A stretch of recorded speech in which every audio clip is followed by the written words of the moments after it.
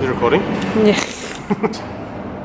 Hello, mate. Alright, hello, JP here. Today I'm making a video on wrapping my knees. Now, as a lot of you might know, especially those that follow me on the gram, I'm competing equipped next week, and it'll only be my second equipped comp. And a lot of people have been asking me how I wrap my knees. Now, of course, I'm not an expert. Like, this is only my second equipped comp, and there are many people that know more about knee wrapping than I do, but I'm just going to share with you some little bits of knowledge, I guess, that I've got. So a couple of quick things that I want to touch on. When it comes to knee wraps, there are a plethora of different styles of different types of wraps. So like these are the SBD training ones. There's heaps of different ones, like obviously by all the different manufacturers of powerlifting equipment. And no wrap is like the best wrap. Different wraps have different qualities, like some are stiffer, some have a bit more stretch in them, or whatever it might be. And if you look at, like, say for example, IPF Worlds, it's not like one specific wrap is the most dominant and is the most popular. People use all types of different wraps, so there's no one that's the best. And similarly, there's no best wrapping technique. There are different techniques that you can use to wrap your knees. Again, you'll see a wide variety in different wrapping techniques at big events by the elite coaches and elite lifters. Your best bet is to, I guess, experiment with different styles, different wraps, different wrapping techniques, and find ones that work for you. When it comes to actually laying your wrap, the kind of key things that I think about are firstly, tension in the wrap. There needs to be a lot of tension in the wrap, and knee coverage. And knee coverage is basically how much of your actual knee you're able to cover. Some people, like elite guys, will only have a small knee coverage, like they might only be this far. In general, like for beginners, I teach beginners to kind of have a bigger kind of base with which they're covering their knee in the wrap, and it provides a more general support rather than a more like localized support. When you're thinking about how you're actually going to wrap your knees, you just need to realize that the way that the wrap works is it stretches as your knee bends. So if your wrap isn't in a position where it's going to stretch as you go down, it won't really do anything. And it stretches when your knee bends, and at the back it compresses. So when it's compressing, that provides the support as well. So you need to position the wrap in such a way that you get the most stretch at the front and the most compression at the back. So when it comes to actually wrapping your knee, it's kind of best to start the wrap in a roll. Some people start it like hanging. I don't like that. I prefer to start it in a roll. Some people talk about should you wrap inwards or outwards. I don't think that makes a difference at all, like it really doesn't. Some people think that if you wrap outwards, it helps keep your knees out. I find very little logic in that. I just tend to wrap inwards. And the last thing that I do is I wrap kind of like that way, if that makes sense. Some people prefer to wrap that way, and it's just comfort. All right, so the best place to kind of start is below your knee, and this is how I wrap my knee, and I'll show you a whole bunch of different techniques. So I start wrapping below my knee like this, and you can see that I'm putting tension in the wrap. I'm holding that, and I place that down. And that first kind of wrap holds that down. And this isn't obviously going to be very tight. This is just for demo purposes. It's key to keep your knee fully locked when you're doing this. And the way that I wrap is I wrap a spiral. And pretty much that's a very, very common technique. The way I wrap is a spiral. So you spiral your way up. Again, you put some tension in that and you lay it down. You apply some tension. You apply tension before you lay it down. And that's already three wraps, and I'll do a fourth. I always do four. You apply tension and you lay it down. So now my knee is covered in spirals. The problem with this though is that, like I said, it's not positioned so that when you bend your knee it provides much support. This is just a base. You can imagine when I bend my knee, there isn't going to be much support there. So a really good way to help provide support in the bottom of a squat when your knee is flexed is to lay an X on top. Now you can imagine that this, when your knee bends, physically stretches and provides the support. You come around the back, tension again, and you lay this on top as another X. That's the wrap. Then you've got all this and you just got to tie off. The next few layers can be placed really wherever. I place this at the top. This just locks those two down. You have some left over and you can just tie that off. That's your knee wrap. Okay, so that technique is often called like just an X method, where you do a spiral and you do an X. A more beginner style is to just do the spiral and not do an X, and you literally just do like 7 or 8 revolutions of just spiraling the whole way. That would be a more beginner way. The way that I just showed you is the X method. Now you can do a sub X, where the X is underneath the spiral. I'll show you what that looks like. That would be like this, where you lay the X first. So you can see like this kind of crosses over the kneecap, and then I cross down on the kneecap. So now I've got an X, and then from there we just spiral. This obviously isn't very tight. I'm just kind of going quickly. And now you can see there's a spiral, and underneath that spiral is the X. And then you can just tie off. So now what you've got is a spiral on top of the X. That's why it's called the sub X.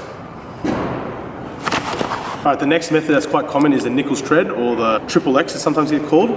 This is where you just do X's the whole way up. You spiral X's. It kind of looks like this. I'll show you. So again, with knees locked, You lay this down, and it's quite similar to the last one, where you lay down an X. You can see that that's kind of crossed, but you just keep doing that the whole way up, a little bit higher every time. So now that's on an angle, come around the back, that's on an angle down. Come around the back, that's on an angle up, come around the back, that's on an angle down. You can kind of see it's got these intersection points. You know very clearly when someone's using this technique. And you come around the top, and you can see how that's layered.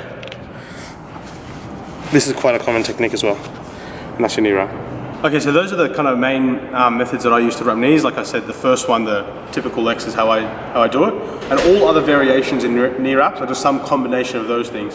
So sometimes you could do a spiral with an X and then a spiral on top if you've got knee wraps long enough. We have to use 2 meter wraps in the IPF. Or if you get enough tension in them, or if they're stretchy enough, whatever it might be. But they're always just a combination of spiraling and doing crosses at some point. Now there is some variation in how you tie off. There's kind of 3 methods to tie off. 2 of which make for a quick release, and the third which kind of gets you a little bit of extra usage out of the wrap, but it makes it a bit harder to take off. So the first quick release tie off is called a bow tie. Now every single wrap technique I've shown you starts at the tibia, down here, but this one starts above and you leave a little bit hanging out. So every single other wrap I've shown you starts here, but with a bow tie, you start up here and you leave a little bit of wrap hanging out. And then you can kind of come around the bottom and start your wrap there. Oh, this is really badly done. And that's just a spiral with an X. And then now with your leftover, you can grab this piece that was from the start and tie that off into a knot. You'll sometimes see guys squatting like this. And you can see that this is a quick release because all you have to do is grab one of these and the whole thing undoes. Now the other quick release technique is just the tuck under.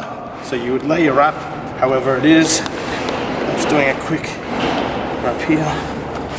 And the other technique is you would hold a piece of your wrap like this, grab from underneath, and you would tuck it underneath, like that. And you can see there's this piece is still hanging from over the top or even underneath, depending how you tie it off. So all you need to do is grab that, and the whole thing comes loose. Okay, now the third way to tie off is, I call it like a pull through, or like with a rope, you pull through with a rope. You saw those first 2 styles. You leave a little bit of rope waste, a little bit of knee wrap wasted, because like in the bow tie, you have to start at the top with the tuck under. That last little bit of wrap could have gone to actually supporting you again. So with the pull through, what you do is when you've got about 1 revolution left, like in a regular tuck under, I would just tuck this underneath that. But here, I would use this one more time. You take a piece of rope and you lie it down here. So what you do is once you've got one last revolution, you lie this underneath. And now we can make use of this. You squeeze this in through that rope. And now what I can do is this rope is pull it through. You can see now though that this is stuck underneath and it's not a quick release, it's hard to come undone. To get it undone, you kind of have to wrestle that off. But it means that you're using every piece of wrap and none of it's going to waste. That's just hard to take off. You can imagine if that was tight, it would be hard to take off. So that's like pull through with a rope. You lay the rope down when there's 1 revolution left, you overlap it, and then it kind of just flicks through that bit of rope there. Okay, the last thing I'll talk about is having wraps that have tension in them. You can see me now, what I'm doing is I'm kind of stretching this wrap and then rolling it. So that way it's got some stretch in there.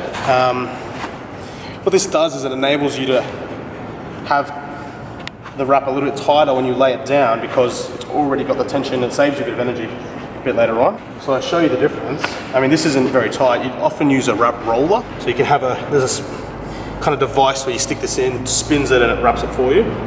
So I'll show you the difference. This was just manually pre-rolled, but this is just kind of like soft, and I just kind of like put that together, and this is with tension in it. You see the difference? How much tighter this is. So you can see the difference when I actually wrap them. I'm just going to wrap this one on my leg, and this is very soft.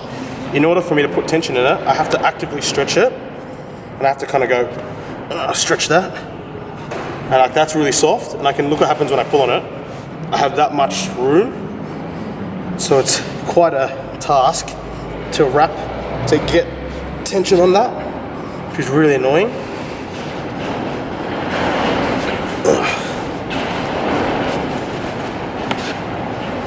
Whereas you compare that to this one that already has tension in it, you'll notice how much effort I save.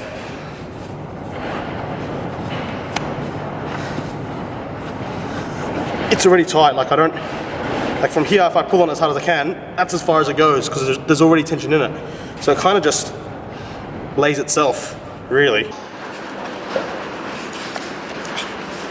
So that's the benefit of pre-tensioning the wrap, is you're putting, as the name suggests, you're putting tension in it from the very beginning and saving yourself the hassle of having to pull on the wrap every time you go around. I'll just tie it off, doesn't matter. The only thing is it kills your fingers. There we go. And that's how much wrap I've saved. They're the same revolutions, but I've saved myself that much wrap compared to this because it was pre-tension. So that's the key, is that you want to have tension in the wrap. This will provide, even though there's all this wasted wrap, it'll provide the same support, probably even more. As you can hear, it takes a little bit out of you. Those are some of the different wrapping techniques that I'm familiar with and I use, and I hope you've taken something out of it. Like I said at the start, there's no right and wrong way to wrap.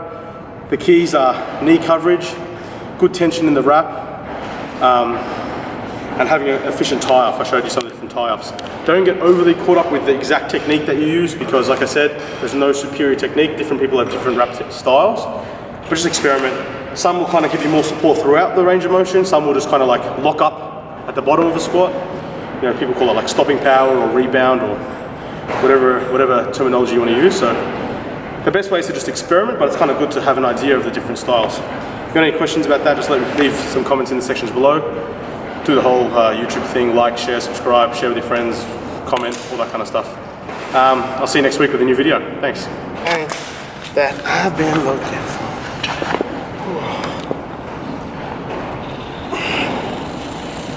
Ended up being pretty good, I think.